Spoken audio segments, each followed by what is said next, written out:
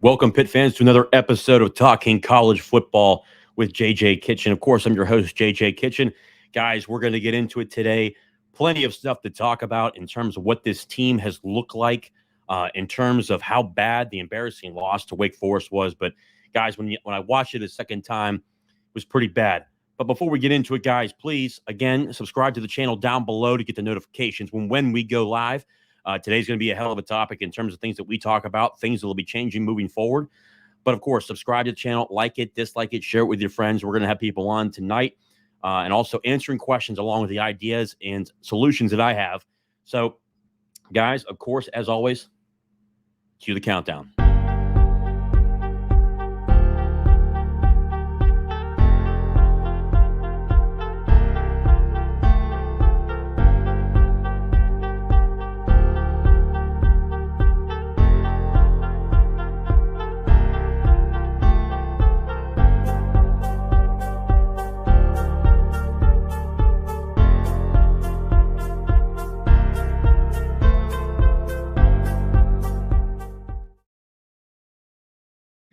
Welcome to another episode of Talking College Football with JJ Kitchen. Guys, again, welcome. And before we hop on to the discussions here, obviously the questions are already coming in. That's always good to see. The biggest thing I want to talk about first here is this show is sponsored by Colonial Beer. Guys, obviously the fake slide, Alliance 412, which is the preferred collective of the University of Pittsburgh. Colonial Beer, a place over at 4986 Library Road in Bethel Park. If you're looking to get the fake slide Pilsner, me personally, this is where I go. A sponsor of the show, run by Pittmen. Good people, good individuals are on Pitt Panther Fanatics on Facebook, also on Twitter. These are really good guys. If you're looking for the fake slide Pilsner, Bethel Park is the way to go and go see those guys. They're always really good people, but more importantly, it's helping to support, hopefully, a better team here in the future because we're going to need it. Guys, on tap today, obviously the embarrassing loss by Pitt, 21-17 to a third-string quarterback against Wake Forest. Guys, you're going to hear a lot of repetitive stuff here tonight, but what I can tell you is this offense, okay, I know everyone's want to talk about the defense, especially the last two drives of the game, and we're going to get to the slide. We're going to talk about should have Christian Veyer slide, should he have slid, or should he just ran out of bounds? Before we get into all that, guys, the defense should really be taking less of a harp in this game. I know the last two drives weren't very good for Pitt, giving up 21 points to a third-string quarterback, but the defense held them in the entire game. And also, too, a staple of the Pat Narduzzi era, and I thought we were really past it, is the continuous penalties that it continually just harp in this team.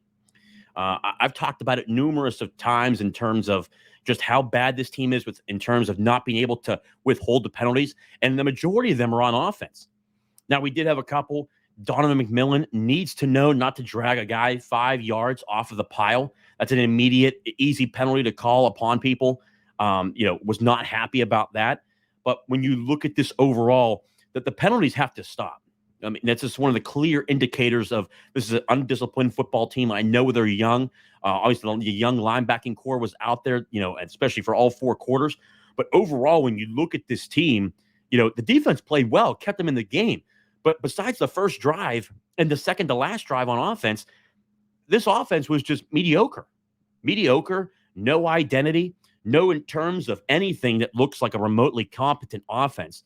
I mean, if I see one more illegal shift or one more guy lined up wrong in the backfield, I'm going to lose my mind. There's no identity to this offense and this team, especially on offense, but the play calling is more suspect in terms of that even more. Now, before I get into a little bit more, I'm going to go into the comments now because now they're starting to pile up here a little bit. Let's see here. Will, horrible loss. Sig should never have been hired. The first place and has to go. Again, I'll eat the crow. I looked at it from the beginning. Was it a home run hire when they got Signetti? No. But when you looked at his offense at Boston College, what he was able to do with the tight ends, that just completely just went by the wayside. Gavin Bartholomew is easily the best player on this football team. There's no questions. There's no ands or ors about it. He is the best guy on this football team and clearly needs to be the one moving forward that gets more touches. And they were trying to do that every time you start getting towards him. He catches everything, but then they just go away from him. The same thing with the running back room. I think Andre Powell has to take a little bit of heat for that too. The rotation is absolutely ridiculous, and I think it needs to be talked about. But overall, guys, I can tell you this: Frank Zignetti's not going to survive this. Talk to enough people. He's not going to be here next year, which will be a good thing. This offense needs a revamp. Needs to 110% needs to go reconstruction in terms of what the offensive scheme is. Me personally, there is talent on this team. I think Christian Veyer is going to be a good quarterback, but he's making those rookie mistakes right now, and you're starting to see some of those. But more importantly, he continues to develop. 300 yards this past game, 2 touchdowns, but the 2 touchdowns were really the first drive and the last drive. We need to start developing within that, and I think just the offense in general has not been doing what it needs to do. Adam, I agree, Will. Up to the top comment. Hope they can keep the recruits. What can they possibly say to keep them? Adam, I'm going to be honest with you, man. I don't see maybe 1, maybe 2 decommitments. That's it. Because here's the thing. It comes down to NIL. And I tell people about this because it's a fact. And I saw it a little bit after the game because it's in the heat of the moment. That's why I always check the next day. For people that say that, I'm not going to, contribute to Alliance 412 until, Frank Zignetti's, fired or whatever. Frank, if they lose the next game really bad, me personally, I would right now fire Frank Zignetti and put, Tim Salem as the offensive coordinator and let him just run it till the end of the year. But overall, he's not going to more than likely go anywhere. He's not until the end of the year. He's not going to be gone, but I can tell you this until the end of the year, and he is going to be gone after that, and then they'll have a search after that. But when it comes to NIL, man, at the end of the day, they're here because of the NIL and the talent, the perspective, and the relationships they're building. But, Alliance 412 has done a hell of a job, and people don't want to talk about it. I'm here to tell you, a lot of these guys, and especially too with basketball, Alliance 412 is doing a hell of a job. And I think that's why there's been such a push, and you'll see from a number of different people that supporting Alliance 412 is going to help and lead to more and more better prospects. This incoming class, you've already seen. Look how many freshmen are playing this year over guys that were potential guys that are the 5th year or 6th year guys that aren't playing as much because the freshmen are taking over. Kenny Johnson's another perfect example of that. Kenny Johnson's going to be a hell of a player for Pitt next year and moving forward because he's got the talent. He has the speed. He catches anything within his radius. He's going to be a guy moving forward. I think, Day Reynolds, he's going to be back again. Kanate Mumfield, I see him coming back again. I just think they got a lot of talent on offense. You're seeing some of these younger guys, the younger guys on the offensive line. I expect Gavin Bartholomew to be back. But you look at the incoming class. There is plenty of talent in this freshman class. And in the prospective class of 2024, it looks good. They have talent coming in because of Alliance 412 and the development and the relationships that they've built.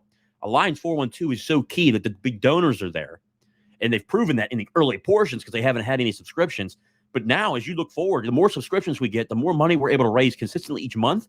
You're going to see more and more. You're going to see more and more talent coming in here. And wait till you see this 2024 class. It's going to be something. And one of the underrated players in this class, to be honest with you, is the Penn Hills quarterback, Julian Duggar.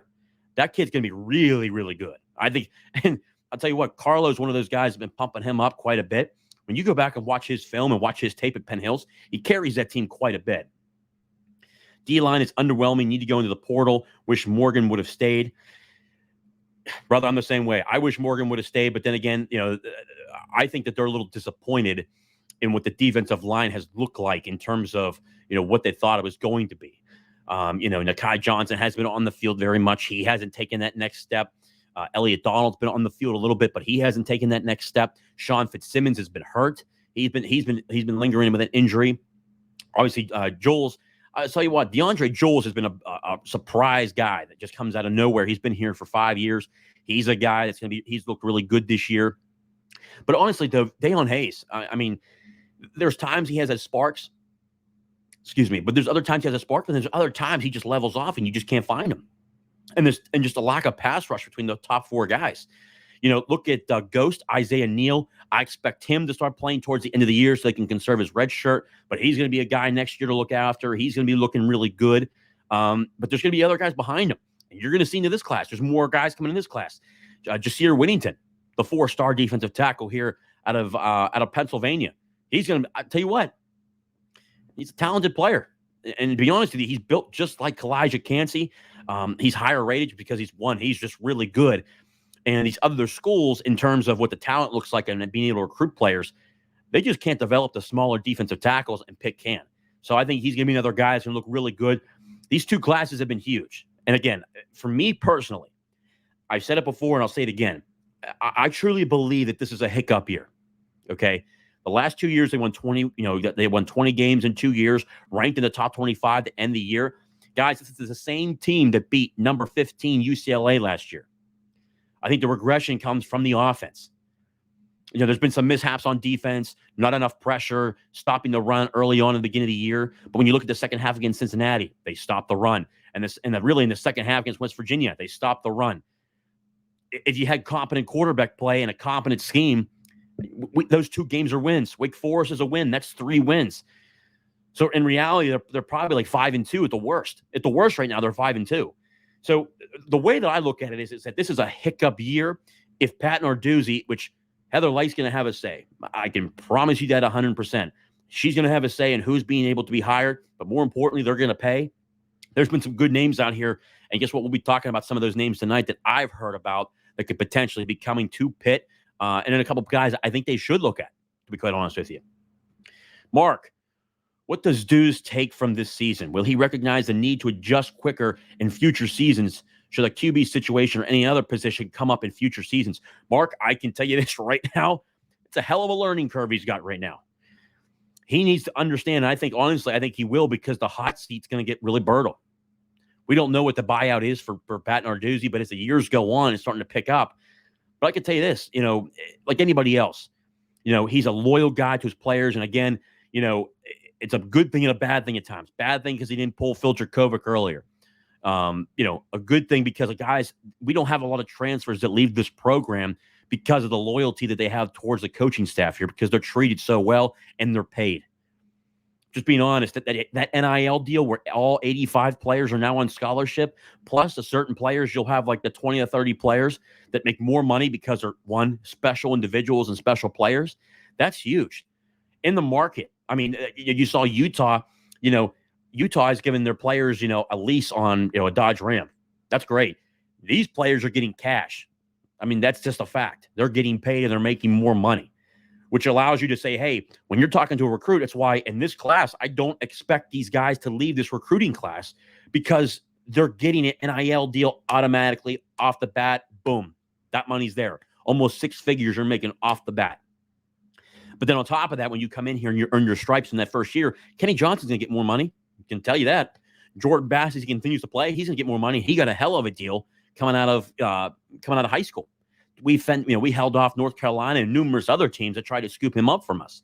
But that's why, to show you guys, that's why Alliance 412 is so crucial, and why it's so important for Pitt fans and the general public, guys like myself, guys like you guys, men and women, everybody, to get involved with this, because Pitt can win championships here. I got a little upset about, the blue vase stuff, because when it was taken out of context, it wasn't the right thing. The source was horrible.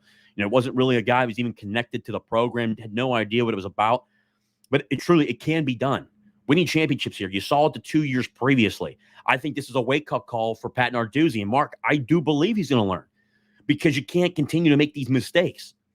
And to be honest with you, the only 2 OC hires that I say they're bad for Pat Narduzzi was Sean Watson and Frank Zignetti.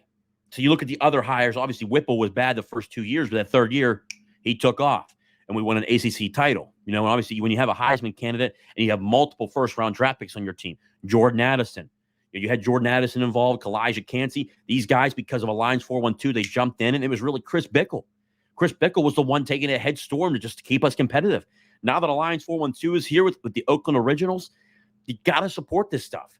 You have to, because it actually keeps us in front of people. You'd be surprised at what the numbers look like for how competitive Pitt is compared to everybody else. That's why these classes for Pitt are getting better and better. And wait till you see the transfers they go after. There's already transfers that they're already looking at. It's already happening for next year. They're already looking. They're developing, and they're showing the talent that they have now, the young talent, developing it now to prepare for next year. But you're also, too, you're kind of fizzling out. Okay, hey, this guy's got some eligibility left, but he's not really getting it done. Maybe we move on from him. That's what you're starting to see. Will, is playing for a bowl berth even on the table at this point, or do you play for the future and get the young guys meaningful experience? It seems like there's no middle ground here. Will, I can tell you this, in college football, it's not the National Football League. I'm 110% playing to win. And guess what? Sometimes it's playing your younger guys, sometimes it's not. But at this point, I really don't see a bowl game happening. In my heart of hearts, and some people aren't going to like to hear this, when you lose to Wake Forest, who's a third-string quarterback, and you can only score 17 points, you had 2 touchdowns the first drive of the game and the last drive of the game, you're kind of shit creek. I mean, you really need to start reevaluating who the hell's calling your plays and your schematics and the amount of penalties that we had. Me personally, I think this team's either going to go 4-8 or 5-7 to end the year. That's just my opinion. It's a down year. It is what it is. It's not fun, but you got to support this team and you got to support Alliance 412. It's that simple, because that's the stuff that's going to keep us competitive. It's less about the 5-7 season, guys. Unfortunately, these players coming out of high school, it's not even about the teams anymore. It's just about NIL. Who's going to give them an opportunity to get on the field? So if it's for Pitt right now, if you're selling, hey, you got an opportunity to come in here and play some early snaps for us on top of getting paid. I mean, just being honest with you guys, Pitt does develop talent here. They do.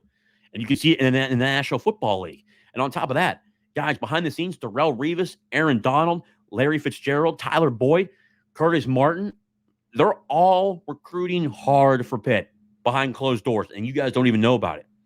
I'm telling you, we just need to stay the path. Pat Narduzzi needs to look himself in the mirror and say, hey, I need to get younger. I need to get younger in terms of the offensive staff. If this season continues the way it's going, me personally, Frank Signetti, Andre Powell, and Dave Borbley need to find a new place, because there needs to be changes. The defense cannot be holding this team to a higher standard every single game. You need to score points in college football. You have to. If you do not score points, you're not going to win. Prime example, losing to a shit dog Wake Forest team. Case in point. Let's see here. Trey. If I can scroll down here. And again, guys, I appreciate all the comments that are coming in. It's why I'm going to do a live stream and record this so everyone can see it after. But two, it's always good to touch base with you guys, because the channel is what it is because of you guys. That's why I love doing this. Horrible call at the end, but second and third quarter, lack of scoring, also disappointing. Seems like Sidnetti to blame most, but thoughts on the offensive struggles in the middle. Trey, very simple.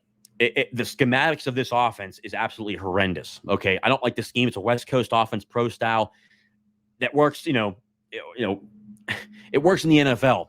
But when you're trying to teach, especially to college football players, but also too, you're not dealing with the National Football League talent. You're not. It's not all 85 guys are college or NFL athletes. Me personally, I do not like how we don't have any type of identity on offense. I mean, look at this offense from just a ground level. We don't run the ball well. We don't throw the ball well. So what the hell do we do? I think when you look at Zanetti, he's just all over the place. And I think the scripted plays to start the game, that's great. We all loved it. I even said, hey, that's a great first drive. Christian Veyer looked great.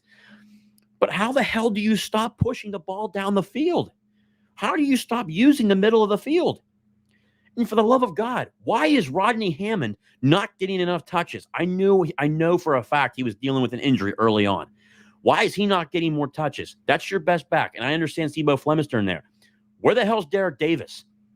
Derek Davis is a good back. I don't care what anybody says. He's a good running back. And he will be here next year. And he will get a lot of touches next year. Still up in the air whether Rodney Hammond comes back, if he goes to the NFL, if he comes back, or he's in the transfer portal, who the hell knows? But I know this. He's a loyal guy. Rodney Hammond is a true Pitt man through thick and thin. That's what really leads me to believe he'll be back because of this lackluster offense this year and but not being healthy. I think he does a great job if he comes back, to be quite honest with you. But when you look at the second and third quarter, and I even say the second half of the first quarter, on from the first half of the second half of the first, second, third, and really half the fourth quarter, this offense just has no identity. They have no idea in terms of, are we going to run the football? And then when we run, it's like 3rd down and 6. In the third, what killed me in the beginning of the fourth quarter, it's 3rd and 6. We ran an offside counter. And there's no even potential of hurry up. It's almost like sometimes we're watching the game play And it looks like we're up by like 15 points. That's why we're just taking our time getting to the line. That starts with coaching. I think just the lack of coaching on offense is severe. And also, too, just the regression from the offensive line. I know Blake Zubovic and Jake Cradle came back. It's their first game back. I expected them to be a little bit rusty. They've been out for 3 or 4 weeks. Blake Zubovic was out a couple weeks. But overall, when you look at this offense, how much it's regressed, and just the mindset of there is no identity to this offense, and the play calling is obscene. I mean, there's certain points we don't even use the middle of the field. It's almost like watching Matt Canada and the Steelers at this point. Everything is a 50-50 ball on the outside, and then when we finally have success over the middle of the field, it's at the end of the game or the first drive of the game. I just don't get it. I don't know what their thought process is or what he's trying to do or what he's trying to accomplish. There's just no adjustments. Mark, where does Heather stand in all of this? More specifically, how much does this season factor into her future? So much positive traction coming into the season. Want the momentum to continue. Mark, I can tell you this.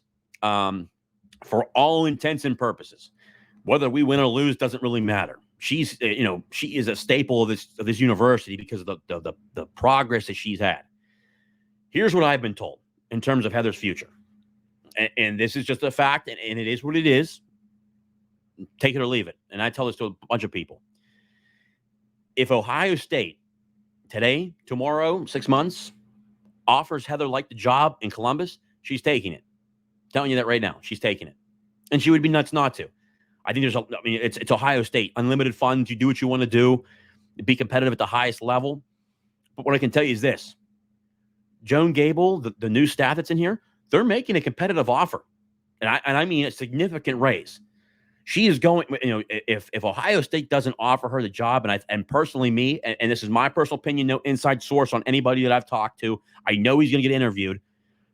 Patrick Chung is going to be the guy, and Patrick Chung, I'm sorry, is who's out at Washington State right now. He's going to be the one that gets the job at Ohio State, in my personal and honest opinion. I think he does a hell of a job, and Heather does a hell of a job. There's going to be numerous candidates for this job. But it's Ohio State. They're going to pick someone who's been at Ohio State. Pat has been there. I think he's done a hell of a job at Washington State, and he's going to be higher up on that board. Heather Light's going to be higher up on that board. And for me, I really do hope that they do pick him because I want Heather to stay here. That's the only job Heather would leave Pitt for is Ohio State. It's Ohio State. She was there for 15, 16 years. There's nothing you can possibly do about that. It's Ohio State. You just can't compete with it, even with the offer. I can tell you this right now. It's going to be a hell of an offer for her to stay here. And I know they're going to put it to the table because, and keep this in the front of your mind too. The front porch of every university is athletics, but more importantly, football. This staff, the new chancellor, they understand this. And I can tell you this too. For people that ask me, and then before, because I've already seen the questions come through here, and I only want to answer it once because I don't want to go too much into it. But you can, guys, hold me to this. And I will take the heat if it doesn't happen, but I know it's going to happen. Pitt is going to build their own stadium. And I cannot wait to see when people come back to me and they say, oh, JJ, you were right. We shouldn't have bashed you. I'm telling you, they're going to build their own stadium, and it's coming. Just telling you. I'm not going to say where it's at or anything like that. I'm telling you it's coming. That's all I'm going to say. Let's see, Adam here. Should have kept the up-tempo. I know, Adam, please don't even get me started on that. The up-tempo was clearly working for Pitt whenever they used it, especially from the beginning of the game to the end of the game. And then even in the second and third quarter, you saw how the offense stalled. The minute they started going up-tempo, they started moving the football. And then at the end, they get to midfield and they just stop moving. They just stop the hurry up and start huddling again. I think the change of pace where you're able to go into a huddle and you're able to keep Wake Forest off their pace, or any team for that matter, to keep them off balance is huge. I got news for you. They better do it this week against Notre Dame. Notre Dame's a good football team. Sam Hartman, say for what he wants. We kicked his ass, in Charlotte. We won the ACC championship game. But the kid's got a lot more talent at Notre Dame. And you saw them just wax USC. It's going to be in South Bend. I may be going to that game, so I'll let you guys know what happens with that. But they got to figure it out. It's a big game coming this week. And then when Florida State comes to Pittsburgh, I know there's players on this team that have it circled. Marquez Williams told me that one of the big games. Obviously, he's a Florida kid. He had that game circled. That's going to be a big game. That's going to be a very vibrant game at Acrisure Stadium. But these next two games, in a way, you look at the Wake Forest game, which is horrendous loss. Just again, the embarrassment, along with losing to a third string quarterback, along with the offense not doing nothing. I want to see how this team responds facing Notre Dame and Florida State. Two very good football teams. I want to see how this team responds after a loss like this. And if I know anything about Pitt football right now, those guys will respond and they will be ready to play. My question now is, does the coaching staff actually get it going? That's my question. Will, NFL Gimpy has a scathing breakdown of Pitt's offense on Twitter/X this morning. So predictable structurally and poor execution on top of that. Yeah, I mean, I could go through the schematics, and I may do one of these live streams where I show you guys in terms of actual schematics where they're route trees. I think that when you're watching the game live, or you're actually there in person, you don't get to see the route trees. The route trees are horrendous. I don't like how every pass and every throw is outside the numbers. When we actually use the middle of the field, it's actually useful. We get a lot of great plays. The Bub Means had numerous plays through the middle that actually look good. So did Kenny Johnson, and so did Day Reynolds. Where the hell does that go for the second, third, and fourth quarter? Who the hell knows? Trey, thanks. I'll have to watch for that. Yep. Play. Trust me, Trey, it's worth it. The truth of the matter is Pitt is not going to be good and consistent until they get a top end recruits. The class rank is in the 30s with 1 4-star. Steven, I can tell you this right now. I know for a fact with some of these, and specifically with 247, if you do both, they actually have 6 4-star recruits right now. They have the recruits, Steve. I mean, the last 2 years. So in terms of top level talent, how many guys had hell, Michigan had Jordan Addison and Notre Dame had Jordan Addison playing corner. Pitt had him playing wide receiver. Did a hell of a job. Kalijah Cansey, barely anybody recruited him. Comes to Pitt. It's a first-round draft pick. I can go through it. Damar Hamlin, even when Paris Ford, he fell off the face of the earth. But, at least when he was here, they proved that. He was highly recruited, but there was questions about him. He performed well when he was here. But then you look at the rest of the teams. MJ Devonshire, he was a 4-star recruit. Not many guys were out towards the end there besides like Penn State, Kentucky, went to Kentucky and then decided to come back. But overall, Rashad Weaver, 2-star recruit. Patrick Jones, 2-star recruit. I'm just being honest. It's less about that and more about the coaching. The offensive coaching needs to be better. It's that plain and simple. It has to be better. If it's somewhat even competent, this team looks completely different. If we had competent quarterback play and a competent scheme to where we actually had an identity, this team at worst right now through 7 games is 5-2. So I don't know. The proof's in the pudding. They got talent there. You're going to see it this next coming class in. I'm just telling you. Hope MJ stays. He's up and down, plus no experience for next year. Yeah, I think honestly though, you're going to see them in the portal getting some cornerbacks because honestly, I think Ryan Gandy's going to be good. You heard Archie Collins and Corey Sanders saying, look, if those guys are good enough, they'd be out there. But at the same time, though, why in God's name would you take AJ Woods or Marquez Williams or MJ Devonshire off the field? Personally, I think it's going to be tough. We'll see what the grades come back as for MJ Devonshire. But MJ is easily in 110% easily an NFL quarterback. He is. He's been a little bit inconsistent this year, but man, that guy can find the ball, man. He gets interceptions like it's nobody's business.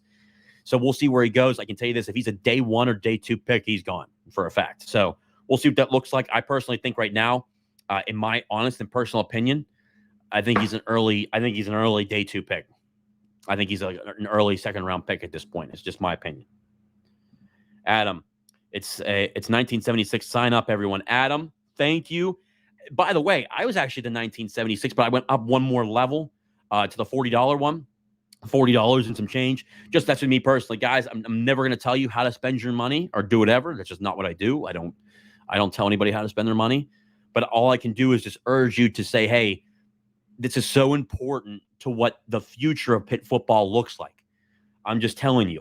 I'm just telling you that the way that this team is continuing to recruit and to bring the certain players in, the Jordan Bass of the world, who you're going to love, Jimmy Bear Scott, who's going to step up on the defensive line here pretty soon. The talent, Samuel Okunlola, Isaiah Neal, Ghost. He's going to be a hell of a defensive tackle.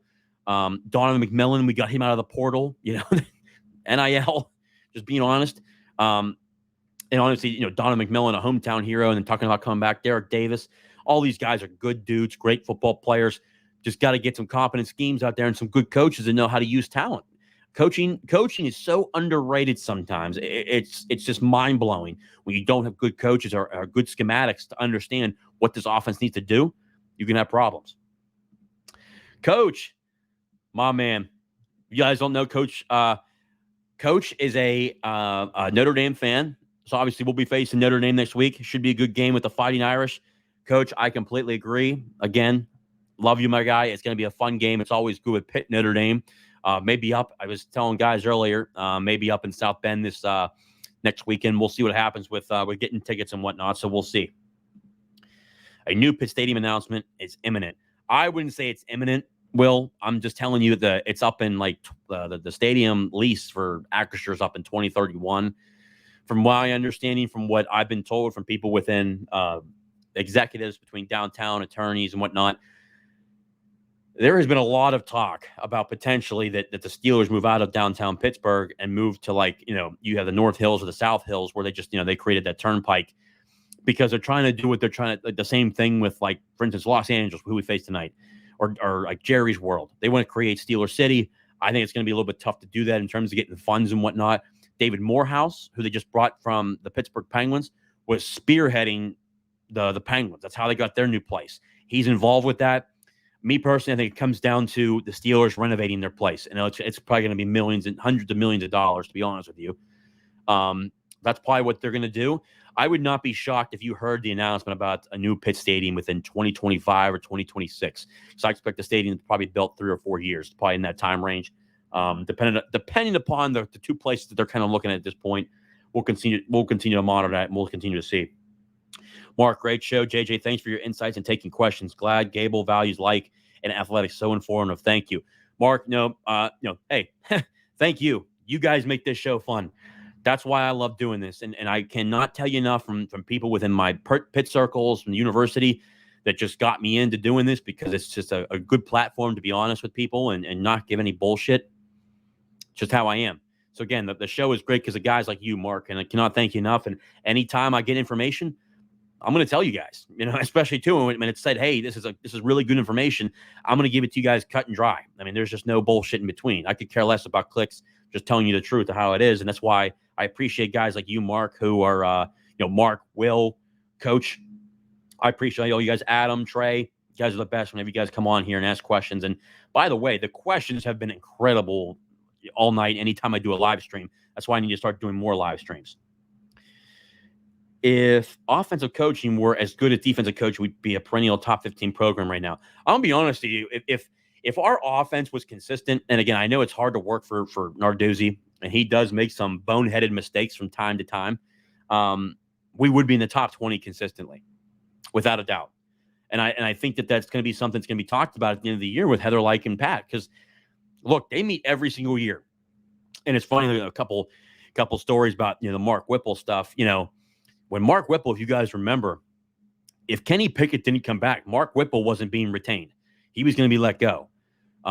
Mark Whipple was not happy about that. He thought he was doing such a great job, which was wild to me. Our offense for the first 2 years was absolutely horrendous under Whipple the first 2 years. So why he thought he was owed a 2 or 3 year extension. But Pat Narduzzi, just so everybody knows, Pat Narduzzi stomped on the table for Mark Whipple to come back his third year, which allowed Kenny Pickett to come back. And Pat Narduzzi was the one leading the charge. Just Mark Whipple was not happy about only getting a one year extension. That was a huge thing behind the drop. So that's another thing that was just crazy. So did Mark Whipple deserve more than a 1 year deal after the first 2 years? Hell no. Pat Narduzzi did a hell of a job getting just everybody collectively to say, hey, he needs to come back because Kenny Pickett's going to come back and it's all going to come together in the third year, which it did. So that's one of the things that are just so valuable. Adam, want to hear some OC candidates?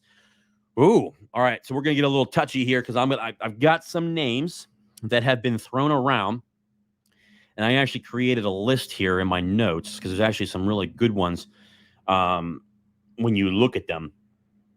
Let's see here. So the first one that I want to talk about that I've heard a lot about. Okay. And that's Mike Shanahan. Okay. Who's currently the offensive coordinator at James Madison right now under Kurt Cignetti, which is Frank Cignetti's brother. Here's the thing you got to know about these two brothers, Kurt Cignetti and Frank Cignetti. They don't agree on anything collectively on offense. Their two philosophies are completely different. They don't agree on, I mean, if you said you had to go X, he would say Y. I mean, it's just that simple. They're completely, I mean, it's just completely two different things. Okay. When you look at Shanahan, obviously a Pitt guy, you know, honestly, I would probably think if Shanahan came over, Tino Sinceri would probably come over in terms of do something with the quarterbacks, just because Tino Sinceri is a quarterback coach there. Shanahan's had a lot of success at JMU. I mean, right now they're 7-0 right now.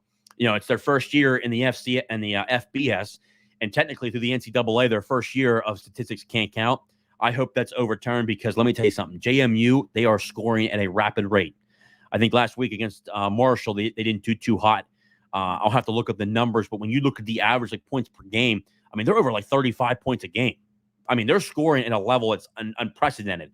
And I got, you know, whether people want to hear this or not, Pitt's got a lot more talent than what JMU is working with, you know, and I understand they're not facing as high level of teams in terms of the, you know, the group of five and not being the power five. I got news for you. If you're scoring 35 points on a consistent basis, 35, 40 points, the one game they had 45, you know, that says something. That's really, really, really hard to do. Okay. So Shanahan's going to be on that list, you know, and you'll see like Taglianetti, who was obviously played here. He was from Central Catholic, was a Pitt football player back in the day. He was a stud. You know, it was so much fun watching him. And then Taglianetti is, you know, his dad obviously played for the Pittsburgh Penguins. They're still here in the Pittsburgh area. Corey Taglianetti, she played at Oakland Catholic. Just a tremendous family in terms of good character, good people, but also too extremely athletic. Just a really good family overall. But he's going to be on that list. Okay. Another name that I would really like them to take a look at is Scotty Montgomery. Scotty Montgomery right now he was a former football coach at East Carolina University. Okay. He got let go from there. Incredible offensive mind, a guy that was really, really good. I thought he was tremendous in terms of putting together offenses. He's with actually the Detroit Lions right now. He's an assistant head coach, I believe, but you know, not the offensive coordinator there. Personally, I mean, I think he would be tremendous. Also, too, a name that they would certainly pay for because of his track record. The quarterback coach from the Buffalo Bills. That's Joe Brady. Joe Brady right now with them. Obviously, if you think you remember the name or you've heard of that name, Joe Brady was the offensive coordinator at LSU, where they had possibly, in my opinion, the best college football team of all time. I mean, it was the best season. They absolutely just destroyed every single team they faced. Joe Brady's extremely, extremely creative when it comes to offenses, and especially towards the run game, passing concepts, being able to get guys in certain positions, matchups.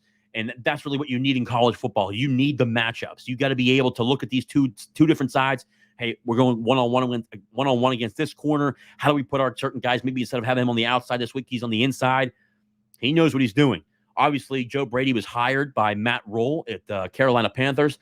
Joe Brady was fired from there. I think less of because of the situation about, you know, his play calling, but more of the talent, the lack of talent that was at Carolina. Obviously, David Tepper, Pitt man, obviously does a lot of stuff behind the scenes that you guys don't know about, that he does a lot of fundraising for Pitt, donates a lot of money to Pitt in terms of especially basketball.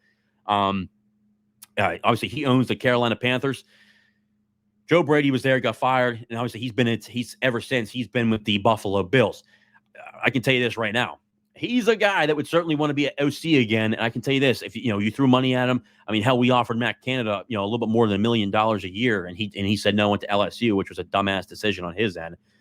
His offense would have never worked down there anyways. But, the story is the story, you know what I mean? And Pat Narduzzi talked about that by just, instead of being patient and looking for a head coaching job, he didn't want to do it. So that's on him. Overall, though, Joe Brady would be another name. Another name that you ought to look at, and personally, I think the relationship there is still good. I think he's a little upset he didn't get it this last time. Chris Beatty, former wide receiver coach for Pitt, recruited Rodney Hammond, recruited Jordan Addison. He is very much in terms of wanting to be an offensive coordinator in college. I can tell you that right now. Wants to develop a name in terms of being an offensive coordinator. Chris Beatty is another name. Obviously a hell of a recruiter. I mean, the guy can recruit like nobody's business. Anywhere he's been at Maryland, he's been at West Virginia, he's been at I think at UVA, I think maybe Virginia Tech, and then he's also obviously been at Pitt. He's been numerous places. He's done a hell of a job anywhere he's been. Personally, me, in terms of his connections with Virginia, in terms of the East Coast in general with recruiting, I think he would do a hell of a job, and he really wants an offensive coordinator position. Personally, I would like to see him. He's a younger guy. I think he can be very creative. But it would be interesting to see what he does in terms of does Pat Narduzzi reach back out to them? Pat Narduzzi is going to do a whole wide search anyways. He's going to talk to candidates that have never been there before. So it'll be fun to see like what he does. But those are just some of the names that currently I've heard. Names that I think that would be really good for Pitt. You've seen a number of different guys I talked about in there, being younger guys, creative. That's who you want on offense.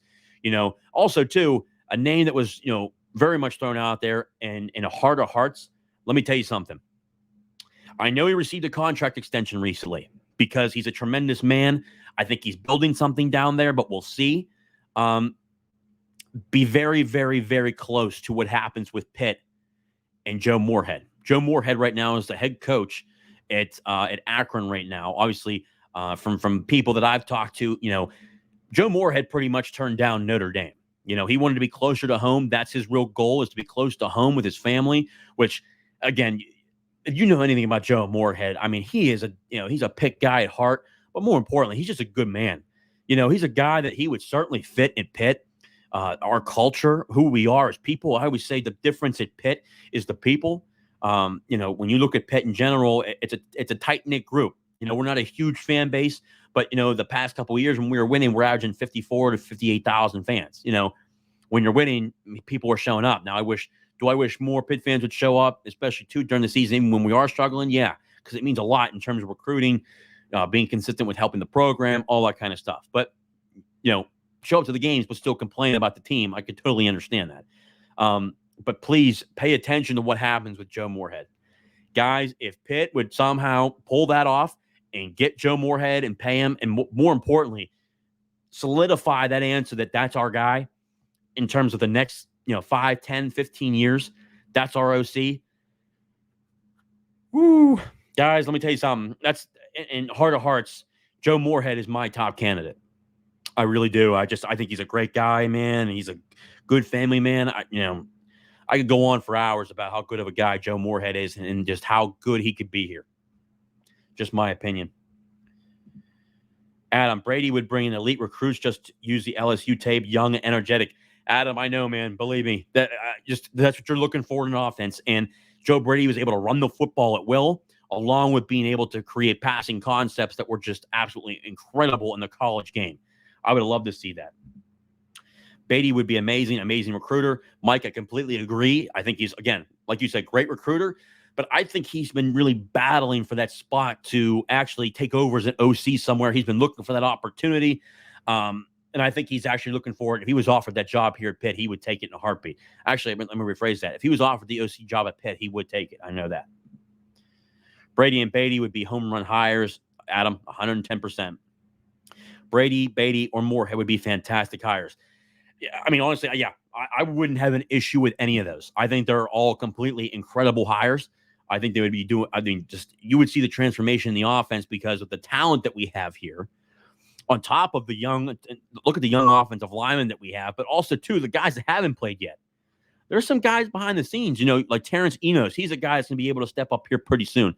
Ryan Bayer continues to develop. Ryan Bayer is going to be one of our best, if not the best, offensive linemen that we have. I just think he's an absolute stud. Branson Taylor will continue to get better. B.J. Williams. That's a true freshman, guys. A true freshman playing in the Power 5. I don't know if you guys understand how hard that is. And his physical grip, his physical attributes are just wild, out of this world. As a young guy like that, he's going to be really good. Same thing with Terrence Moore. I just think you get a more friendly offense instead of a pro-style offense where it takes 6 years to learn what the hell we're doing would be kind of nice.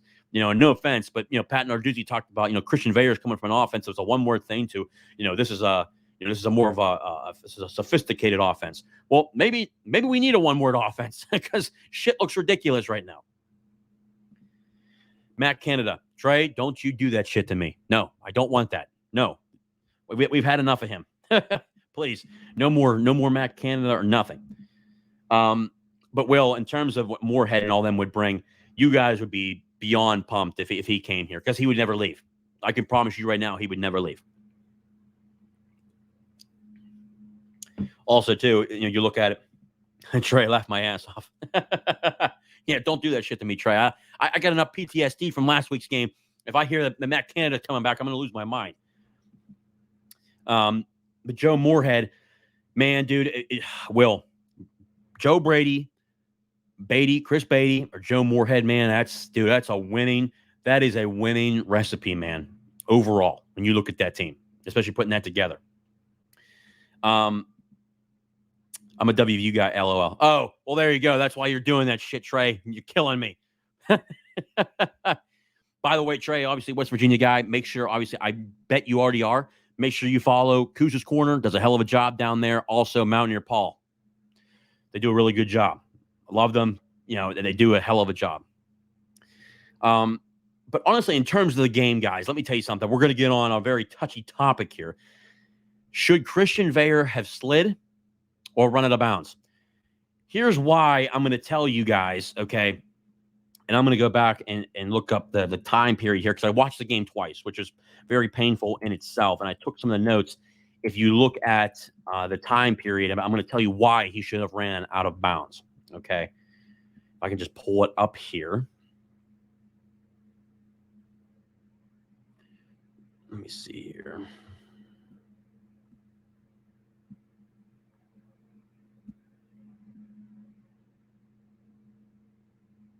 Let me see. Where's it at?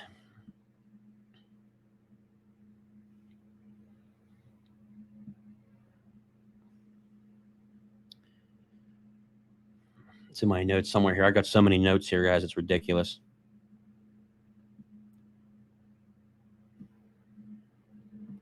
Yeah, so here, guys. Okay. Prime example here. So I wrote it down. If Christian Veilleux ran out of bounds, the clock would have stopped at 45 seconds. Guys, 45 seconds, okay?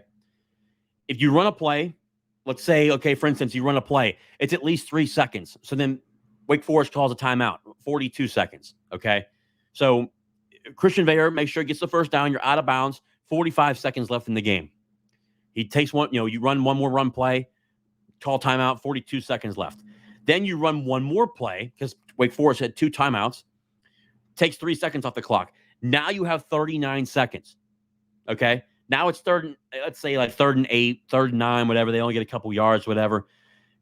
Wake Forest is out of timeouts. The play clock is the play clock, for instance, it's at 40 seconds. If he runs out of bounds, you run those 2 plays, you're under 40 seconds, you run the next play. The play clock doesn't probably start till 35 seconds. So now all you need to do is run play, one more play, or just kneel it. That's it. I know fans were so touchy about this topic, man, and I know they didn't want to hear this, and I know they were arguing with me online. They're like, do the math. I did the math. Okay, they had 2 timeouts left. If Christian Veilleux runs out of bounds, it's 45 seconds. You run one play. It's 3 seconds. Get you to 42. You run one more play. Get you to at least 39 seconds left. Guys, it would have been over. Now, overall, was the call a bad call? 100%. It was a horrible call. And the rule was not meant and for intent to, he begins to slide. I saw the one picture where they showed, okay, he technically starts to slow up just before the line to gain, but he's not sliding yet. He's just slowing his body down, and then he creates a slide a yard after the line to gain. So overall, though, and then you look at the Florida State game. Jordan Travis started his slide like 3 yards before the first down, and they called it a first down. So overall, 2 things can be correct. Was it a bad call? 110%. You can go back and look at that game 10, 15 times. It was a horrible call. But at the end of the day, it's 3rd down. Just get the first down. And on top of that, if I see one more punt that we can't get past at least 10 or 15 yards, I'm going to lose my mind. Love Caleb Junko. You got to punt the football, man. It's the one thing you do all practice. I mean, that's just like extremely frustrating. I thought we got past that. They had a quarterback competition with Jeff Yerk. I thought we were past that. Man, Junko had, and I'm not trying to just, pound one thing into the ground, but man, oh my God, I don't understand it. I really don't. It's tough to watch it. And I watched the game twice. I watched it twice and I had to rewind it and watch it. And I did just by looking, okay, where does he really start to slide? Because I saw the two pictures. Well, no, he started to slide before the line of game. No, he's just slowing down. So by slowing down, the referee thought he saw it. And the referee's 10 yards back. So how the hell can you know exactly where he starts to slide? It's just ridiculous. Trey, already following you all, but all serious, Phil Longo is who you need. Phil Longo's up at Wisconsin now, Trey. I agree. Phil Longo would be pretty awesome, but he's not going to leave Wisconsin. I can tell you that. CD, my guy. Don't know what that means, but I'm glad you're watching, brother. I appreciate all your support. Should have run out of bounds, but that was a horrible call regardless. He clearly converted. Well, like me and you were on the same page. I couldn't agree more. Y'all having the same problems from Cignetti perspective that we're having with Brown. Trey, I know, man. Look, I never, when West Virginia, I can tell you this, when West Virginia first hired Neil Brown, I actually thought 100% that he was going to be the guy because he was a hot candidate when he got hired. But here we are 4.5 years in. West Virginia's never been ranked in the top 25. He's had, out of his 4 seasons, he had 3 losing seasons. The one winning season he had was during the COVID year with less games. And he's going to have a tough stretch here, man. I don't know if West Virginia beats UCF. They're not going to beat Oklahoma. Let's say if they lose both those games, they're at 5 losses. Then you got to go the rest of the season where it's up in the air. It's just there's a lot of parity in terms of the Big 12. It's not a very strong conference this year, but it's a lot of parity. Dude, I mean, at the end of the day, it's a tough season, but I just think that, and I'm a pick guy at heart, man. It's hard saying this. I think if West Virginia was smart, they get rid of him. But here's the thing: he's still owed $15 million. So I don't know if they get rid of him or not. The worst call I've seen was the Houston call, short line, fourth. Oh my God, yeah, I know. Trey, I watched that game. Went back and watched it. That was wild. Should have run out of bounds. Yeah, all right. Yeah, but we're on the same page there, Will. I mean, I just when it's third down, it's very different. If it's second down or first down, you need to secure the first. You need to secure the first down. You have to. He thought he had it, but I mean, the marker's right there. I mean, he starts to slow up just before the line to gain, but it's just a slow up. He doesn't start to slide till after. But also, if you look at the roll, and let me see if I can pull up the roll here. I would like to see this. Let me see here.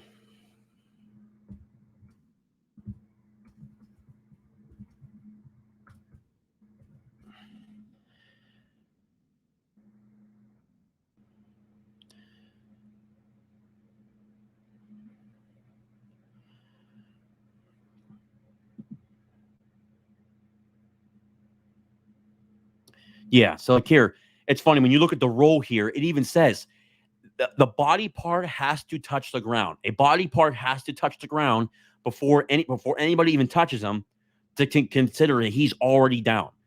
And on top of that, when you look at the actual roll, the roll was to protect players. There was nobody around that guy. Okay. But the fact that it's completely two different things, the Florida State game, Jordan Travis starts to slide five yards before the actual down marker, and they called it a first down. And Christian Vayer doesn't start to slide till after half a yard after the line to gain. I mean, that's horseshit. And that's been an ACC thing since we've been here. It's just consistently bad calls. Consistently bad calls.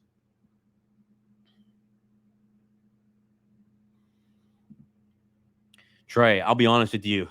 Who we have in NIL, we have got to go get a good coach, but he's owed $19 million. Oh, $19 million. Oh, shit. That's even worse. So I don't know if they're going to be able to get rid of him or not. Then $19 million is a lot of dough. Although Kenny Pickett was short of the line again, they're in the game there today. Yeah, he was really short. He looked short. I'm not going to lie, but hey, we got that dub, baby. That's all that matters. But overall, I mean, I just don't know what Pitt's going to do in terms of, they need to understand this is a hard loss to take because you lost to a bad Wake Forest team. 100%. You lost to a bad Wake Forest team, and then you lost to a third-string quarterback. And let's be honest, he really didn't do anything in terms of remotely practicing as a quarterback for, I want to say, he played safety, he played corner. I think he played running back at some points. I mean, that guy in no shape or way should have Pitt lost that game yesterday. And I know there's a bad call at the end, and people want to talk about the bad call, and I agree it's a bad call. But where was our offense for really 3.5 quarters? I mean, that's really the heartbreaking part is when you look at this team, there's a lot of talent on this team. There's a lot of talent that's going to be coming in. I think the wide receiver room, you're going to see guys like Lamar Seymour, Izzy Polk, and Zion Fowler really step up in the coming years to see what they really do. I really want to see how they continue to develop. And Kenny Johnson, there's going to be 4 wide receivers. I think Konate Mumph will be back next year. That's another guy. Day Reynolds should be back. I just think that it's got to be, at this point, you just got to continue to build that talent. But more importantly, you need an offensive coordinator that has a scheme that utilizes that talent. If you don't utilize that talent, you got issues. Also, too, the penalties have to stop. I talked about this in the beginning. The constant penalties, consistently, over and over and over again, need to stop. It needs to stop. Whether it's the flagrant penalties, whether it's guys lining up in the backfield, like for instance, if I hear one more time we're lined up wrong, there's too many men in the backfield, or illegal motion, or no matter what, I'm going to lose my mind. On top of, let's be honest too, the amount of penalties they get in terms of pulling guys off a pile or unsportsmanlike penalties. Heather Lyke talked about this a couple years ago and told Pat, like, that's gotta stop. I mean, eventually it's going to come back to bite you. And then it's case in point. They say Christian Vader, he's short of the line to gain. So we go to punt, and we finally, and also we got a turnover with MJ Devonshire with an interception. We pull guys off. It's just like, oh man, you're so close, but you just continually just shoot yourself in the foot. I don't know what else they need to do. I commend you for watching the game twice. Yeah, Will, it was tough, buddy. I mean, watching that offense is brutal. This offense is unwatchable. Yes, it is unwatchable. It's extremely tough to watch. The best thing that can happen to Pitt, your head coach goes to Michigan State University. Yeah, I mean, at the end of the day, I'm a hardcore guy in terms of I want Pat Narduzzi to stay because he does have a good defense. Whether people agree with that or not, he does. Our defense kept us in the game the entire time. He just needs to hire a good offensive coordinator. But what I can tell you is this: he is going to get interviewed by Michigan State. Mark D'Antonio is very much involved. I've talked about this on a couple different shows. I can tell you this: he's going to get interviewed. Mark D'Antonio is 100% involved with this hire. And just what people don't understand is this: they're going to say, "Well, how can Michigan State not get a better coach? How can Michigan State not do this? How can Michigan State not do that?" Michigan State's in a real problem. One, because of the consistent scandals that go on at that university is mind-blowing, which that turns off candidates. But also, too, a lot of people don't know this. Their NIL program, their NIL fund, the guy who started the whole thing up, he was a big-time billionaire, big-time donor. He didn't get enough subscription, so he shut it down. That's a real problem. That's a real problem. Okay? That's tough to watch. They're in a lot of trouble. Now, they're going to probably look at, and if I had to guess, to be honest with you, Steve, I do know they're going to interview him, and they're going to look really hard at him because here's what Pitt fans don't understand. He runs a clean program. He does. Whether people agree with that or not. He runs a very clean program, and he's always okay. Besides this 1 year and besides the 5 and 7 year, they're competitive. I mean, we were in the Coastal race every single year. We won an ACC championship game. We've been to the ACC championship game twice. Hell, that's more than Penn State in the past decade. And James Franklin, what he's going to go through and all the upheaval, and he's going to hear about losing to Ohio State again. Being in, what is he like? Just like 2-13 against top 10 teams. I mean, you just have, those are the type of questions you're asking yourself. And I think Michigan State needs a guy, and they know they need a guy who knows the Michigan State way and who knows how to win, where you can't maybe recruit at the highest level like Ohio State and Michigan and Penn State. You can't recruit that high level, but they need a guy who knows how to develop talent. I can tell you this: he can win there because he actually can develop talent. And I think when you go to a place like Michigan State, there's going to be a lot of say in who you're hiring, who you're not, what's the resources look like. And I think if he went back there, there's certain fans that look at me and they say, especially Michigan State fans, they're like, "Oh, well, I don't know. He kind of bashed us after the bowl game and said that if Kenny Pickett would have played, they would have beaten us." I mean, no offense, Michigan State fans, that's a fact. I mean, if Kenny Pickett plays, I mean, we're steamrolling you. Hell, if Nick Patty stayed healthy, we would have won. But they know that Pat Narduzzi knows how to win there, and Mark D'Antonio would be very much involved. It's a fact. I mean, he would be. I'm just being honest. He would do really well there. I mean, he would have a lot of help. Now the problem is though they're going to look at Pat Narduzzi. They're going to look at Tressel, who's over there. He's actually over at Wisconsin now as a defensive coordinator. They're going to look at him. Mike Tressel, he's there. There's a couple of different guys too. I know they reached out. They reached out to that Lance Leipold, who's the head coach at Kansas. He's already said no because, one, that's just not a good job. It's not a good job for him to say, I'm going to make that jump and go to Michigan State, where I can't really help. One, when you look at the job overall, he can get that next step. The one guy that I think that if he really wants to make a jump, he could do it, but I think he's going to get a better job, is Mike Elko at Duke. Mike Elko is going to be a hot commodity coming up pretty soon. Does he take that Michigan State job? I don't know. Would he be very good there? Hell yeah, he would. But maybe I think he wants to go a little bit of a bigger job. I wouldn't be shocked if Mike Elko goes to the SEC, to be quite honest with you. He's got a lot of ties to the SEC. Will, Deuce has built a strong culture at Pitt. He needs to be more hands-on and building coaching talent on offense and keeping them around.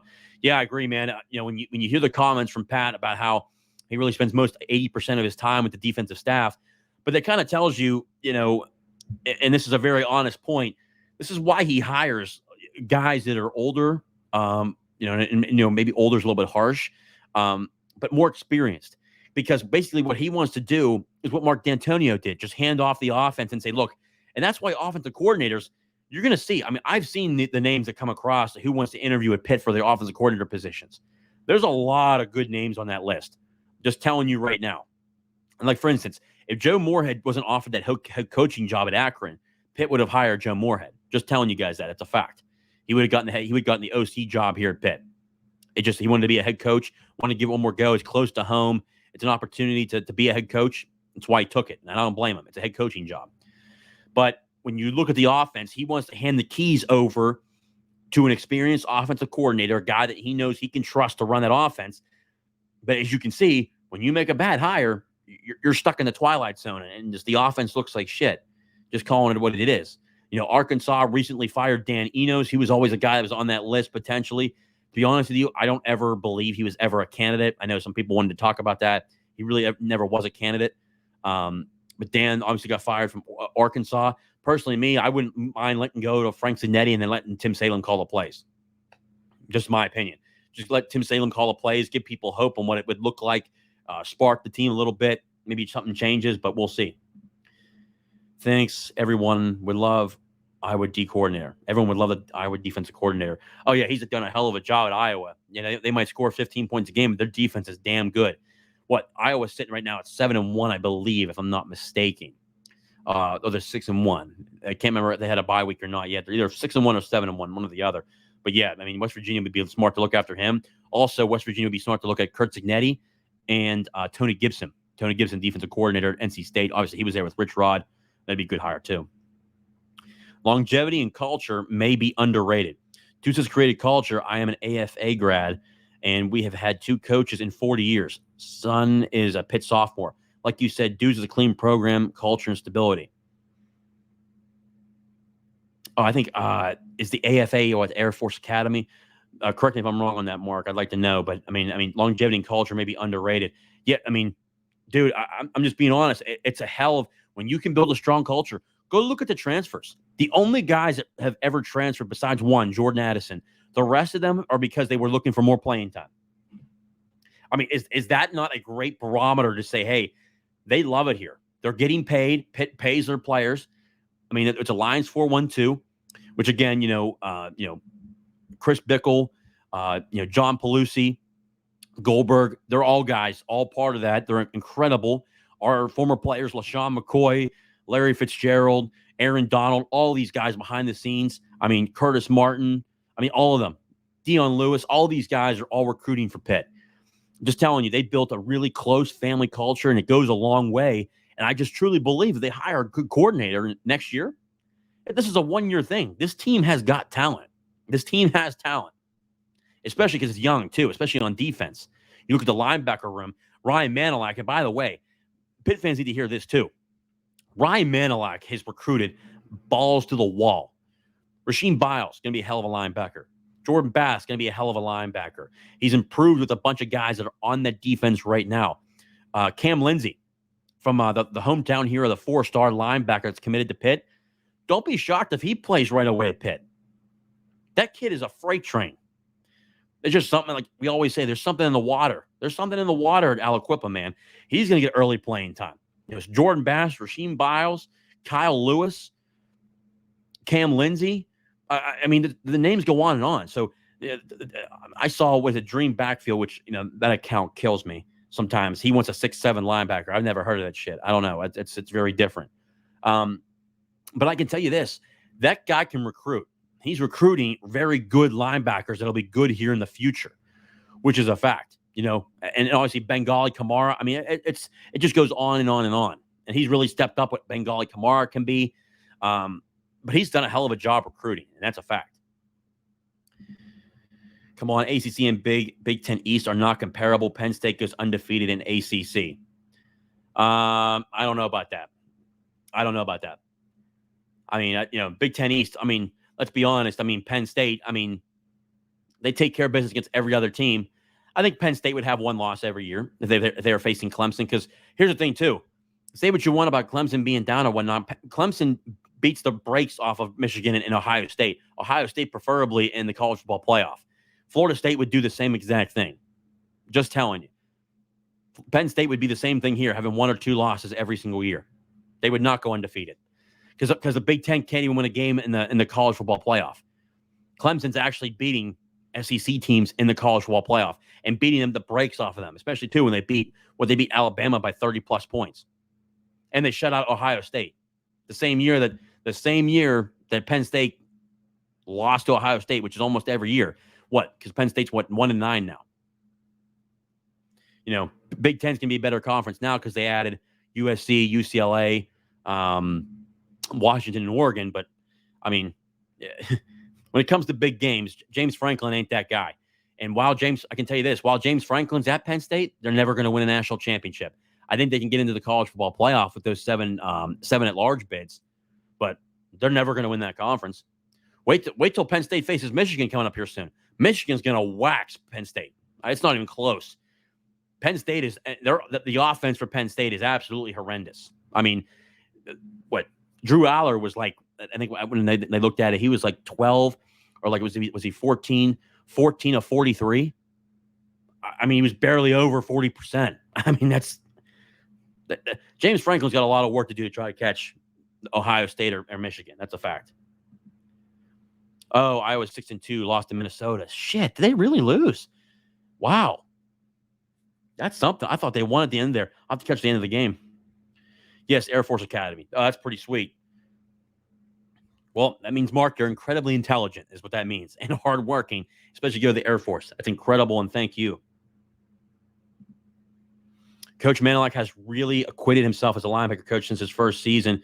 The guys he targets and recruits aren't just talented, they're developing under his tutelage. Yeah, well, that's why I dream backfield, the stuff that he says in terms of what the defense looks like. He wants like these 6'7", 300-pound linebackers all of a sudden. I have no idea what the hell he's talking about. Ryan Manilak has done a hell of a job recruiting that linebacker room. And all the talent's young. I mean, it's all coming back. So, I mean, I'm just being honest. Solomon DeShields is another guy that has stepped up. Bengali Kamara, Shane Simon has stepped up. Then Jordan Bass, Kyle Lewis, Rasheem Biles. Now Cameron Lindsey coming in. Who's the young kid from the 2024 class that's out of New Jersey? Kid's going to be a Mike. I can guarantee you he's a tough kid.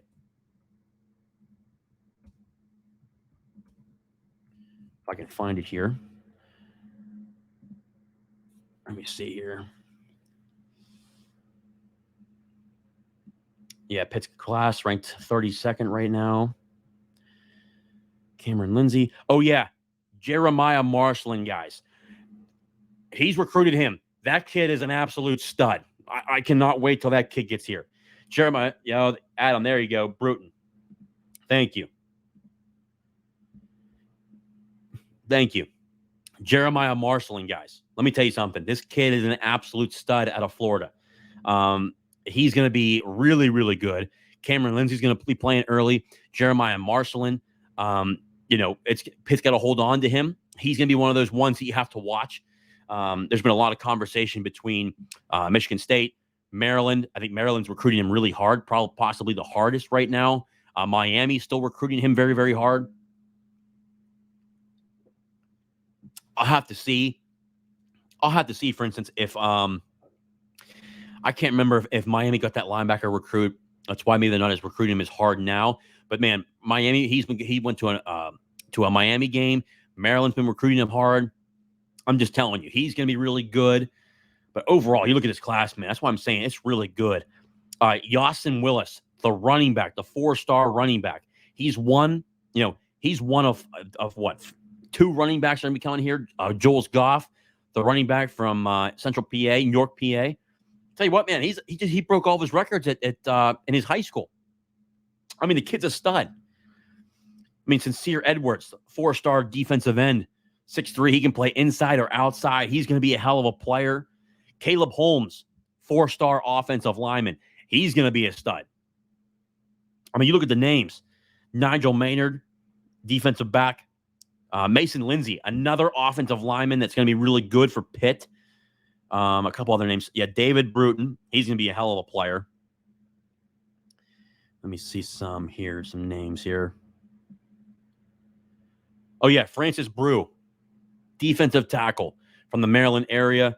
I'm sorry, from the Ohio area. I'm sorry. Really good football player. It's going to be really, really good in terms of defensive tackle. And then Jasir Whittington, another 4-star defensive tackle.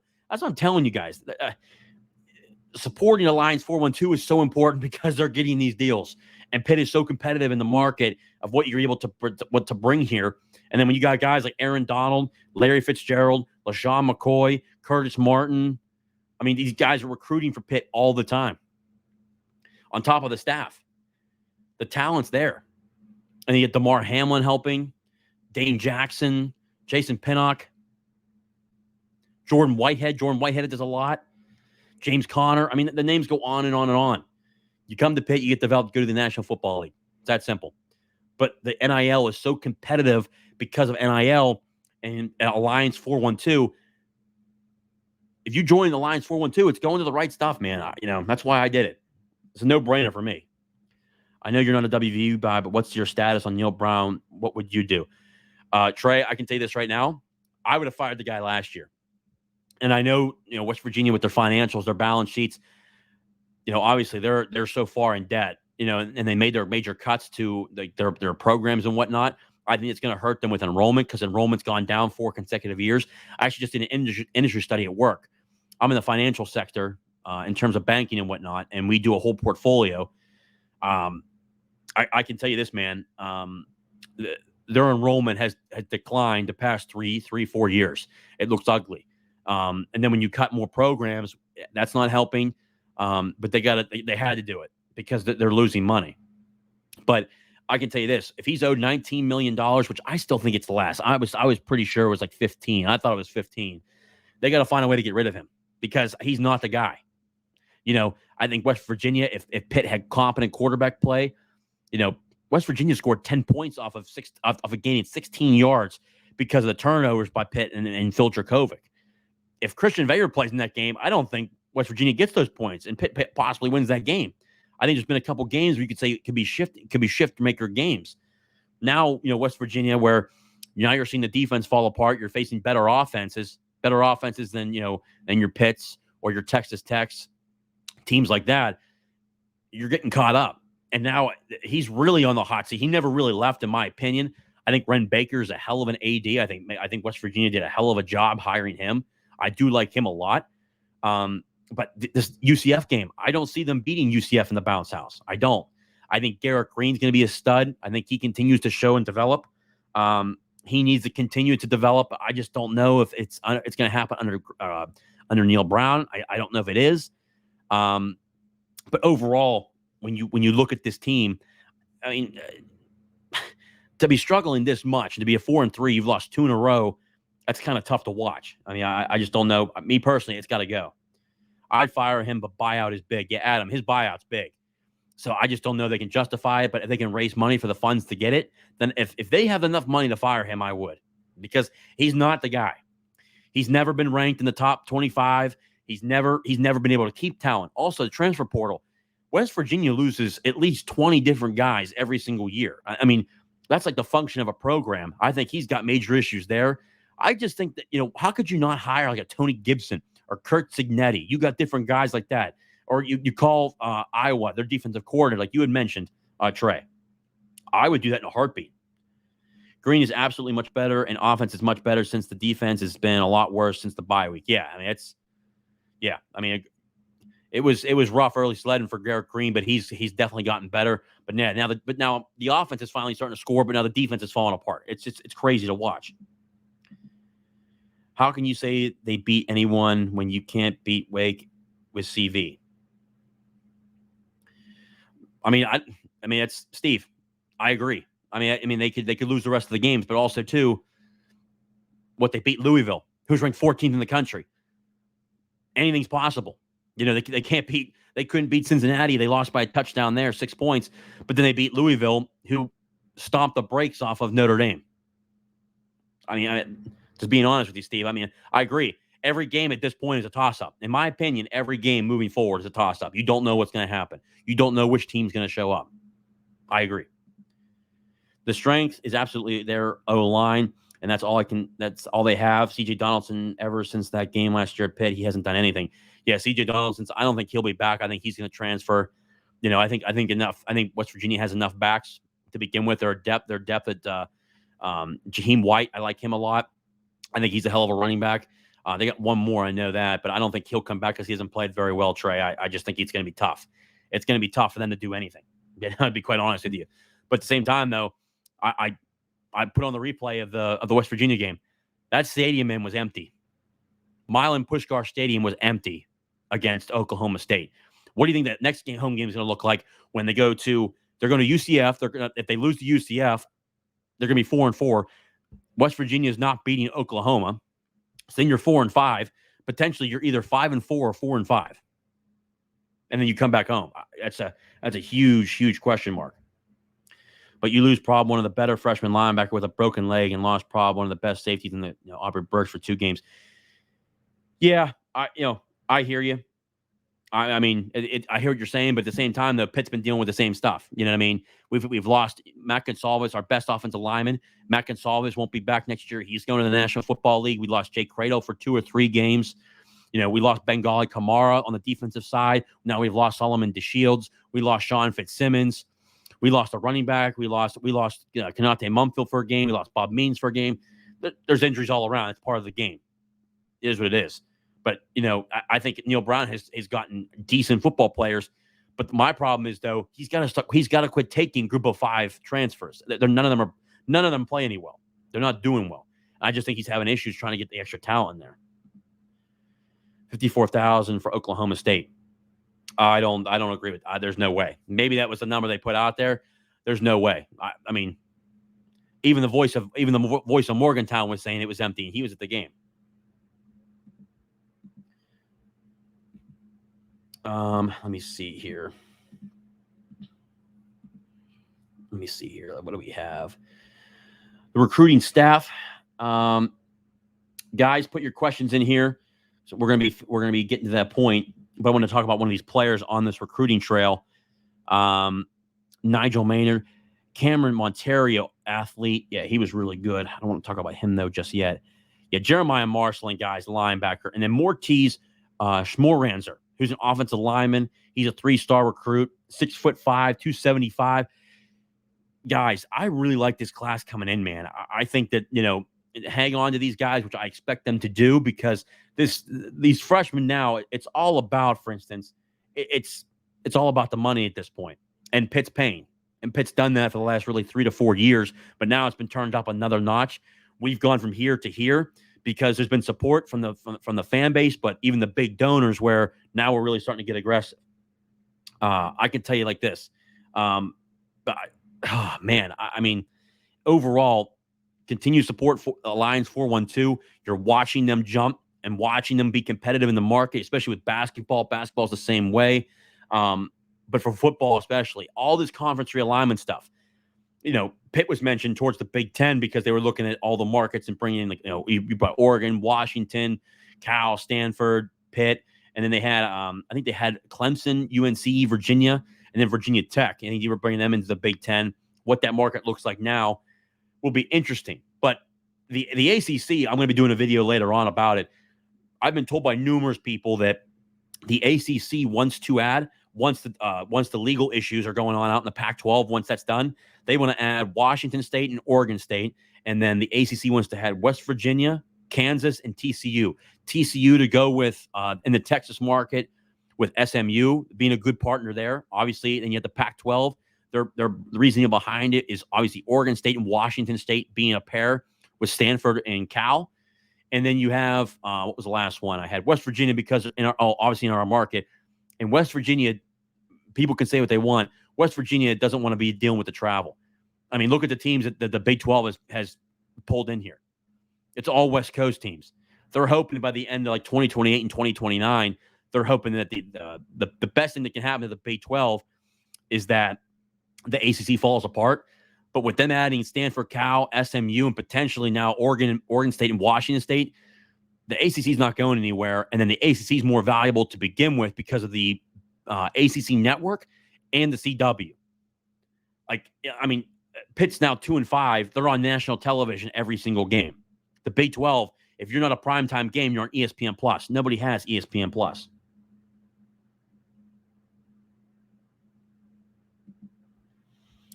It's reassuring that NIL will keep this class mostly intact. The class would have started falling apart the season like this pre-NIL era. Yeah, I know, dude. Will, it's a fact.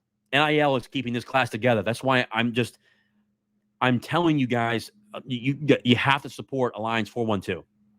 I'm just telling you. I mean, it's so critical to support them. And I know some people can make your own decision. If you want to, you don't. All I know is I'm going to do that, and I up my level because, one, I know what Alliance 412 is doing. I know what they're doing behind the scenes. These guys love what they're doing in terms of building their brand and getting more money involved with the program. I'm just telling you, they're getting paid. I mean, it's a fact. Been hearing a lot of rumors that Pitt is looking at the Big 12 as the ACC looking at WVU. I can tell you this, Trey, the Pitt is not looking at the Big 12. Like not even a little bit. I mean, it's like for them to look at the Big 12, the ACC would have to completely fall apart, which it's not. I think in retrospect, I actually see the ACC poaching the Big 12, and roughly, I want to say the deal for the Big 12 is up in like 2029, 2030. Don't be shocked if you start seeing movement here in probably like about 3 or 4 years. I would say about 2027, 2028, because the ACC and ESPN has the ACC network and the CW as national media partners. You're on national television every single game. Also, too, the Big 12, their issues, the Big 12 is going to have an issue when Fox backs out and says, hey, look, we're done supporting the Big 12. Fox is going to start using that money to try to get more teams into the Big 12. That deal is going to start coming along pretty soon. Me personally, I want WVU in the ACC because it's a great rivalry game, and I want a conference rivalry game. It means more too, and just one. It's our really one of our closest rivals besides Penn State. It's just a fact. I think, and personally too, West Virginia would save a ton of money being in the ACC than they would be being in the Big 12. Also too, long term, the ACC media rights deal is the third best deal. It's not. It's a fact. They're not going to be able to make as much money long term, especially down the road in terms of the length of it. Now, obviously, Big 12 people will say, well, the Big 12 can renegotiate and get more money in the next deal. What makes you think that the Big 12, the way that the football conference looks right now, the Big 12 is not a football conference? I'm sorry to break that to you. It's not a very good conference. They're struggling this year. And then you're going to have Texas and Oklahoma lead your two biggest brands in terms of viewership, in terms of winning the college football playoff, and they're going to get more money? Yeah, I don't think so. I can tell you this right now. If you ask behind closed doors, Ren Baker, G. Gordon, all them guys, where they want to go, which conference, they would beg to be in the ACC because the travel would be better. They have more rivals with Pitt and Virginia Tech, and there's more teams like them. But more importantly, there's more teams around them to where they're not traveling as much, and they would save a ton of money and still make more money in terms of the media rights deal. Just being honest. West Virginia makes more sense in the ACC than Pitt to the Big 12. Academics is the main drawback. No disrespect to WVU. Yeah, well, they got declined because of the academics, but it's not about that anymore. It's all about viewership. And West Virginia and Pitt draw a ton. I mean, even this past year, it was a low scoring game. We still averaged 3.2, 3.3 million viewers for the game. Last year at Acrisure, we had 4 million. I think it was like 4.1 million viewers. It's an attraction. It draws a lot of eyeballs. It is what it is. And I just think that when you look at it overall, I just think West Virginia brings. I think they bring good. I mean, in the ACC especially, I think they'd be better, and they're spending less money. The traveling. I mean, they added Colorado, Utah, Arizona State. You're traveling to all those schools. Good luck with that. Good luck with it. It's not going to work. How long after the season will Cignetti be fired as we'll be looking for a new candidate? Adam, I would say roughly 2 to 3 weeks. That's it. Yeah, he's gone. He's a goner. Aaron Hernandez gone forever. That's a fact. Pitt is missing out on the best in the city. And until they start getting better in PA recruiting, they are not going to be a 7-8 win team, sometimes 9 and 10. I mean, Steve, under Narduzzi, besides now 2 seasons and his 9 years at Pitt, he's had 8 or more wins. And then 1 year he had 7. He was 7 and 5. So if he's, and that's back then, he was recruiting at that level.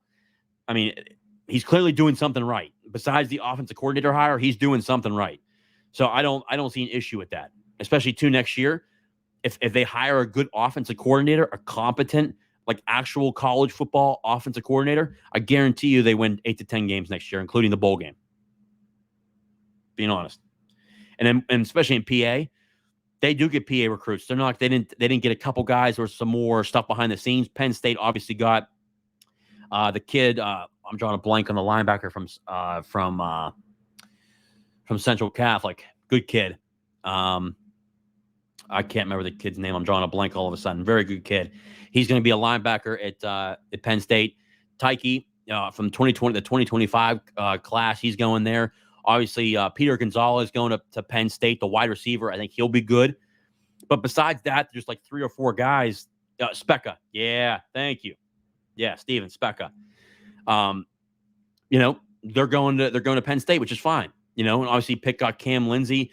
Previous years, they got an Elliott Donald.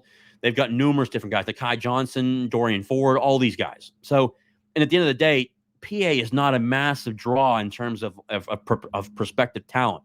I'm actually going to do a show with PA today to talk about the current players that will be joining potentially in the next recruiting classes.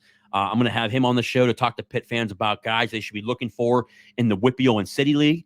I think the City League is so talented in terms of that, though. I love what comes out of the City League. I think they're tough players, Division I players for sure. But you look at the talent from previous years to now, it's gone down. So Pitt's doing a good job by recruiting Virginia, Georgia, Florida, Texas. I know they're doing a good job. The Carolinas, the D.C. area. Obviously, you go through the D.C. area and the Virginia area, you look at some really good schools and some legacy schools.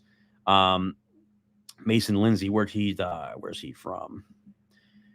Why am I drawing a blank on the high school? It's DeMatha Catholic. We got John Morgan out of there. DeMatha Catholic. You got plenty of different schools. If you lose out on some guys in PA, it's not going to be a killer, but it's good to keep those guys home. We'll see what they do, though. Trey, WVU needs out right now at ACC, and Gordon needs out as president, but Ren Baker was a very good hire. Yeah, Trey. WU needs to get into the ACC, to be honest with you. It's going to save them money in the long term. Gordon Gee does need out. Trey, he has been horrendous the last 5 years. And I think if you ask Kuz that, he would agree. Gordon Gee, he just needs to retire at this point. I don't think he's very good. But Ren Baker is going to be there for the long term. If they keep him and they keep paying him, he's a good guy, man. He's a good AD. Just make sure you stick with him, and he'll make the right guy. And wait till you see who he hires. Pitt's down year has so much to do with coaching and talent. So I don't know what this talk about PA recruiting holding us back is about. Yeah, Will, I'm going to be honest with you. I agree. It's just coaching. And in my opinion, I really do see, I really do see Pitt bouncing back next year. And I don't see Signetti coming back. I don't see Andre Powell coming back, and I don't see Dave Borbley. I think Dave Borbley's going to retire. If I really had to put a bank on it, I think he's going to retire. There are different. There was at least 3 or 4 different NFL offensive line coaches that interviewed last time. I expect the same thing again. But we'll continue. We'll continue to see what that looks like. Also, another guy that I wanted to take a look at in terms of the OC hire. A guy to look for, Luke Getsy. Luke Getsy from the Chicago Bears. If that staff falls apart, he was just behind Signetti and Moorhead from the last time. But obviously, he was already going to the Bears, so he was not going to go to college, especially at Pitt. I mean, he's not going to do that. But what I can tell you is this: he's going to be a guy that gets interviewed, and he was very much interested in the OC job at Pitt. So Luke Getsy is going to be another name. Obviously, a Munhall kid, played at Pitt. Look for him to get that to get a hire as well and potentially an interview. All right, let's see here. Adam, Florida recruits over Whitfield recruits. To an extent, yeah, there's certain. I'll take the Florida recruits because one, they're hella talented down there. But let me tell you something. There are some damn good players in the Whitfield. I would say about maybe 4 to 5 every single year. Got to find a way to get those guys. You know, like the Derek Davises, the Donovan McMillans who ended up coming back. You got to find a way to get those guys. You know, I think it works out in the end. MJ Devonshire came back. They're doing a good job in that department. Pitt's never going to get every single player. When you're looking at Ohio State, like Cole Sullivan, linebacker at Michigan, he picked Michigan, linebacker at Central Catholic. He picked Michigan over Pitt and Penn State. He didn't want to go to Penn State either. You're just going to miss out on guys like that sometimes. And I guess like too, like the Heinisch brothers, they went to Notre Dame. You're going to deal with that. I think if you look at the whole entire recruiting process, you want to get a decent amount of them. You're never going to get all of them. Pitt will never get all of them. I can tell you that right now. So any idea of that possibly happening is never going to happen. But I can tell you the guys they do get are good football players who produce, and the hometown heroes always perform here. They do a good job. Be honest with you, this all started with Shane Lyons and the hire of Neil Brown, the only good hire he had, our women's coach down, who left after year 1. Yeah, I know. I did see that. Shane Lyons giving Neil Brown a contract extension up to 2020 was mind-blowing. I think that was horrible. And that's really what's really put West Virginia in a hole right now, which I think potentially has them really holding on to Brown for one more year, which is going to suck because West Virginia is going to have a losing record again. Neil Brown's just not the guy. It is what it is. Does Getsy want to coach at the college level, though? Yeah. I mean, if he could have look, if he can be an offensive coordinator in the NFL, he's going to take the NFL all day. But he was an offensive coordinator with Joe Moorhead at Mississippi State. He wanted that job. The same thing at the college level. He wants to be an offensive coordinator. He does not want to be a position coach. And if he can't get it, if the Bears let go of if they fire their head coach, they're all going to go. And let's say he's here for 2 or 3 years. I think he's a good coordinator, man. I think he would do a good job here. That's just my opinion. And he would certainly take it. Getting all the top Western PA talent would be nice, but there's guys that replace them from way out of the state are really good, and we can get some better Western PA guys back in the portal anyways. Yeah, I mean, I think it's kind of what's going on at this point, and you're seeing that between different guys that we're able to get. They end up coming back, and they perform really well. Donovan McMillan, besides the couple penalties he had the last game, he's been a home run, man. He's done a hell of a job. MJ Devonshire, he went from a guy that was at Kentucky, potentially, a bust as they considered it out there. He comes back home to Pittsburgh, plays in the Pat Narduzzi defense. He's a day 1 or day 2 pick now. That's a fact. MJ Devonshire will be playing in the National Football League, and he will be very productive for years, 5, 10, 15 years. He's that good. Lengthy, speed, aggressive, your prototypical NFL corner. It's absolutely unfortunate because Neil Brown does everything really good except for doing the main thing, winning. Yeah, he's a good guy. Everything I've heard about the guy. He's a really good dude, does everything right, culture, everything like that. He just can't run a program. Me personally, I think he's just an offensive coordinator. If you look at it from perspective, he's an offensive coordinator. That's it. Some guys are just like that, and I think there's a number of coaches that are like that. I think Manny Diaz is one of those guys. I think Manny Diaz isn't a head coach. He's a defensive coordinator. Manny Diaz is doing a hell of a job at Penn State. It's just who they are, I just think that, when you look at him you look at Neil Brown, he's running a good offense now. I mean, they're scoring points, but just the overall schematics of the team, he's just not doing it. He's an offensive coordinator, not a head coach. And West Virginia needs to find a head coach if they want to stay competitive and not fall to the bottom of the Big 12. You had me sold on Moorhead. Great family guy, which is perfect for the culture. Great route concepts, mix of run and pass. I don't know about recruiting. I mean, I can tell you this, brother. He was able to recruit at Fordham, at Penn State, and at Oregon. Any place, and at Mississippi State. You know, I just think that Moorhead is a really good OC at the Power 5 level. That's just my opinion. And guess what? Any place he's been to, they were able to run the football very effectively and be able to pass it. That's why I am so. If Pitt got Joe Moorhead, that's a home run hire. That's a Pitt guy from thick and thin. It's a home run hire. Neil Brown, Pitt next pick to see. Please don't be bringing any more West Virginia people. Still very pissed that then ran out Vic Koenig. Yeah, that wasn't a good thing either, Trey. I agree.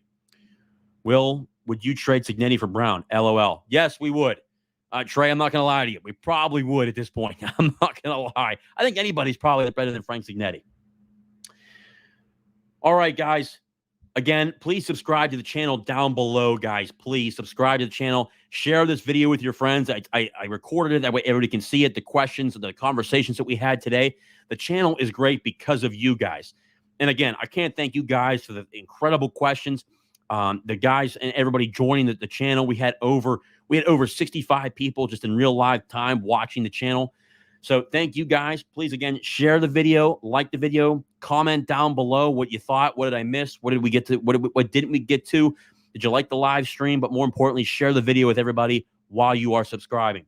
Guys, thank you again for everything you do. The channel is growing at a rapid rate because of you and for everything that you guys do for the channel and for me. It makes it so much fun. Truly love you guys and cannot thank you enough for the continuous support of Talking College Football with JJ Kitchen. Guys, until next time, hail to Pitt, and more importantly, forever and always. I'll see you guys soon.